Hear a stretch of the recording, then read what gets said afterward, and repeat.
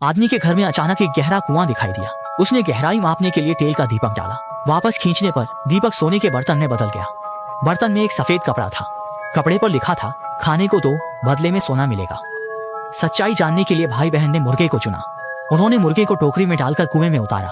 वापस खींचने पर बर्तन बदल गया था। यह और बड़ा हो गया था, लेकिन अंदर अभी भी दियों से भरा था। इस बार सफेद कपड़े पर फिर से लिखा था, मुझे खाना चाहिए। शुरू में आदमी ने पानी के लिए कुआं खोदा था। जैसे ही वह खुदाई कर रहा था, अचानक कुएं के तल में धंसाव हो गया और वह नीचे गिर गया। सौभाग्य से उसकी बहन ने समय पर रस्सी पकड़ ली और उसे बाहर खींच लिया। वे उस गहरे कुएं को देख रहे थे। उसे अकेले खोदना असंभव था। एक गरीब परिवार को अमीर बनने का तरीका मिला, लेकिन लालच ने उनकी जान ले ली।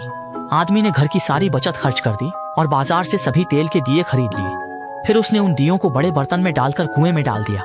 इस बार दिए सोने में नहीं बदले, बल्कि वैसे ही वापस ऊपर आ गए। उनकी संख्या में कोई कमी नहीं आई। उसने अपने पैसे बेकार जाने का दोष कुएं को दिया। गुस्से में उसने कुल्हाड़ी उठाई। पत्नी से दीपक नीचे गिराने को कहा। वह खुद नीचे जाकर देखना चाहता था कि वहां क्या राक्षस है, लेकिन जैसे ही वह आदमी नजरों से ओझल हुआ, अचानक तेजी से गिर पड़ा। ऐसा लग रहा था कि वह कुएं के तल में जा गिरा है। पत्नी और बहन ने जल्दी से उसे ऊपर खींचने की कोशिश की, पर ऊपर खींचा तो एक बड़ा ढेर सोना निकला, जिसमें पति की कतार भी फंसी हुई थी। इस बार सोने की मात्रा लगभग 10 गुना अधिक थी। उन्होंने जल्दी से सफेद कपड़ा खोला और उस पर लिखा था कि इस बार का भोजन उसे बहुत पसंद आया। क्या पति को अंदर के रहस्यमय राक्षस ने निगल लिया था? वे दुखी नहीं थे। लालच ने उनकी नजरें बहनोई पर टिका दी।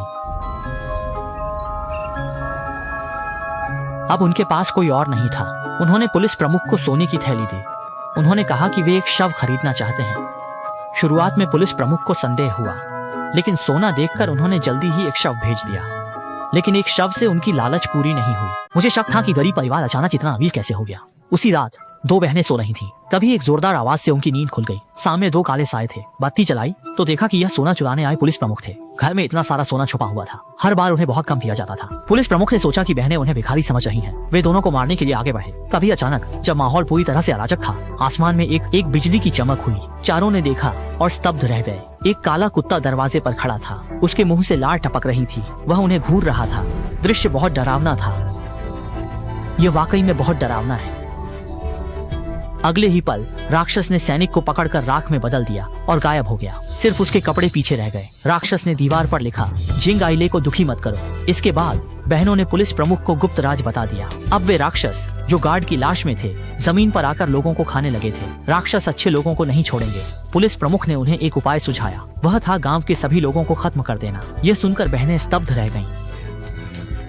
गाँव के प्रवेश द्वार पर सभी लोग भेजे गए, कुछ तारों को उखाड़ने के लिए।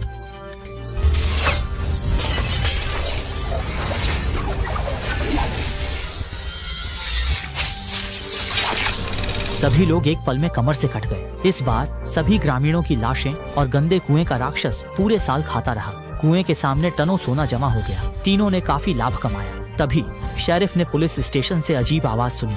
उसने तुरंत अपनी बहन को बुलाया। इसी बीच उसने उसे धक्का दे दिया। बहन आई और उससे सामना किया, लेकिन उसे भी धक्का दे दिया गया। सारा सोना पुलिस प्रमुख को मिल गया।